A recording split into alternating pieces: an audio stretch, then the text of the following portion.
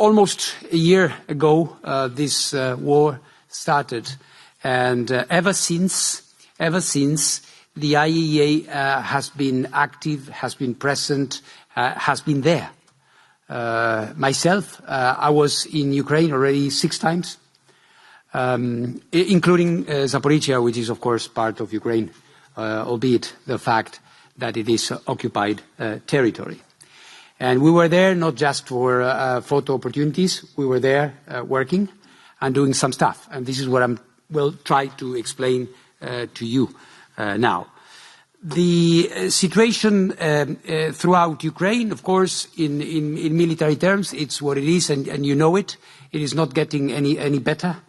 And if anything, there is quite clear indication of a possibility of an increase in military activity by the end of the winter and perhaps early spring, which of course raises our degree of concern in terms of the consequences that this may have on the nuclear infrastructure.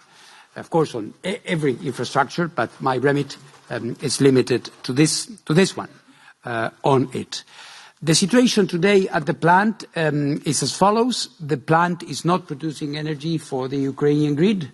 The plant is at what we call in the nuclear jargon shutdown, hot shutdown and cold shutdown. The temperatures, depending on the regime the reactors are operating, it's in a very low level of operation that you need. You know, nuclear reactors are not like, a lamp that you switch on, switch off. You have to have a certain level of activity to allow them to kick in and for the safety systems. These days, over the past few days, what we have seen is not direct shelling on the plant itself, but rather on the vicinity with repeated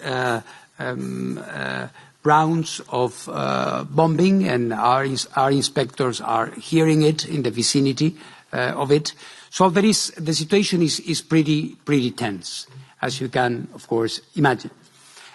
This is, once we established our permanent presence there, this is what led me to propose the establishment of a nuclear safety, a protection zone around the plant, which is, in plain English, is simply establishing an area which, like a bubble, that should be excluded from military action.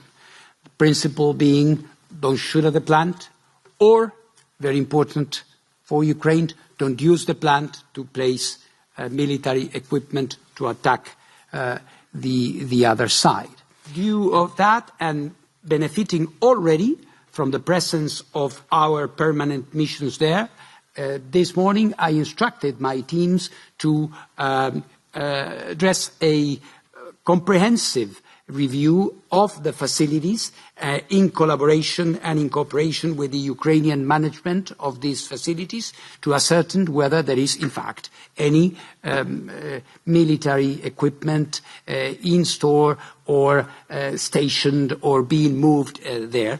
And of course, the results of those inspections was negative, and we are going to be reporting about this. I would say this is an interesting thing, because it's the second time that in a calm way, technical way, the IAEA has been able to debunk accusations of illegal things and very dangerous things taking place in these facilities. You may remember the allegations about dirty bombs that took place, I think, last September, August, September, when, or perhaps even later, when there was an allegation that since in 3 different places, one research and development organization, another conversion facility, and another place, the Ukrainians were putting together dirty bombs. You know, dirty bombs are not nuclear weapons, are conventional weapons spiked with nuclear material for panic and other things.